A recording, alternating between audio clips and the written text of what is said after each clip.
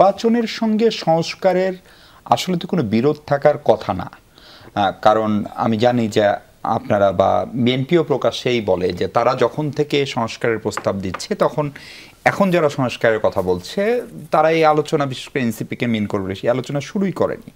ফলে বিএনপি ক্ষমতায় গেলেও যদি যায় নির্বাচনের মধ্যে, অথবা যদি জামাত যায় অথবা অন্য কোনো রাজনৈতিক শক্তি যায়, তারাও তো সেই সংস্কারটা অব্যাহত রাখার কথা।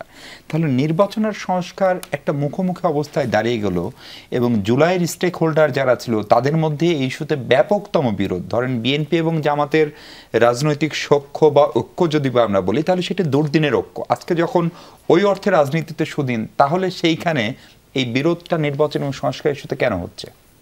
এই কথাটা আমি বারবারই বলি যে আপনি কি বলতে পারবেন আজকের দিনে বসে থেকে যে এই সংস্কার হয়ে যাওয়ার পরে বাংলাদেশের কোনোদিন কোনো সংস্কারের দরকার হবে না, তারপর শত শত বছর ধরে আমরা একেবারে চমৎকার একটা জান্নাতুল ফেরদৌস টাইপ অবস্থার ভেতর দিয়ে যাব? এটা তো কেউ বলতে পারে না। যেটা আজকের দিনে আমার কাছে মনে হচ্ছে যে এটা একটা চমৎকার সংস্কার, এমনও হইতে পারে 6 মাস, 1 বছর, 2 বছর পরে মনে হবে ওইটা ব্যাকডেটেড হয়ে গেছে, ওইটারও আবার সংস্কারের দরকারটা হতে পারে।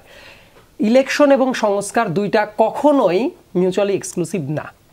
ঝামেলাটা কোথায় হয়ে গেছে, একটা পর্যায়ে অনেক আলোচনার ভেতরে অনেকেই মনে করতো যে এই দুইটা বোধহয় মিউচুয়ালি এক্সক্লুসিভ ব্যাপার, সংস্কার প্রক্রিয়া তখনই থেমে যাবে যদি নির্বাচন হয়ে যায়। কিন্তু নির্বাচন ইটসেলফ ইজ এ সংস্কার। নির্বাচন করা মানে কেউ যদি মনে করে যে আজকে ইলেকশন করতে পারবে, কারণ ইলেকশন করার জন্য যে ধরনের সিস্টেমটা থাকা দরকার, শেখ হাসিনা তো অলরেডি সব কিছু ডিস্ট্রয় করে ফেলেছে। তার মানে ইলেকশন করার জন্য অনেকগুলো সংস্কারের দরকার হয়, এইগুলো বরং সাপোর্টিং এলিমেন্ট। মানে আপনি কি রিস্টোর এবং রিফর্মকে এক করে ফেলছেন? রিস্টোর আর রিফর্মকে এক করে ফেলছি না, কিন্তু অনেক জায়গায় যে ধরনের ধারণা আছে আপনি সংস্কারের জায়গাটা, আচ্ছা লেটস সে যে মুহূর্তে তত্ত্বাবধায়ক সরকার সংবিধান থেকে বাতিল হয়ে গেল, তারপর ওইটাকে একদম তো বাতিলই হয়ে গেছে, ব্যাপারটা তো এইরকম না যে সাসপেন্ড করা আছে কিছুদিন পর আবার আসতে পারে। ওইটাকে যখন পুনরায় আবার নিয়ে আসা হচ্ছে, এটাকে আপনি রেস্টোর বলবেন নাকি রিফর্ম বলবেন? কারণ অ্যাজ অফ নাও এটা তো ছিল না। তারপরে আপনি যখন নিয়ে আসছেন, এটা রেস্টোরের কথা যদিও বলা হচ্ছে আবার নিয়ে আসা হলো, কিন্তু এইটাও কিন্তু একটা রিফর্ম। তা না হলে যদি ওই স্ট্যাটাস কোটা থাকতো শেখ হাসিনার মতো, তাহলে তো কোনোদিন আর তত্ত্বাবধায়ক সরকার ব্যবস্থাটা আসতো না।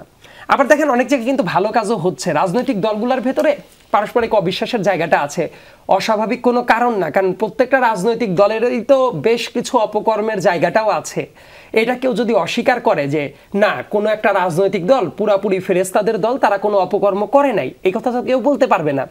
বিএনপিরও অনেক সমালোচনার জায়গা আছে, জামাতের আছে, XYZ অনেকগুলো রাজনৈতিক দলেরই সমালোচনার জায়গাটা আছে। তাদেরও তো রাজনৈতিক পথ পরিক্রমায় অনেক ভুল ছিল এবং রাজনৈতিক দলগুলোর উচিত হলো ওই ভুলগুলো শুধরে সামনের দিকে ভালো করা।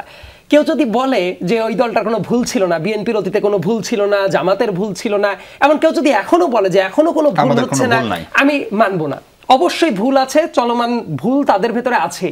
আমাদের জায়গাটা হলো সেই ভুল থেকে শুধরে কিভাবে তারা একটা বেটার পলিসির দিকে আগাবে।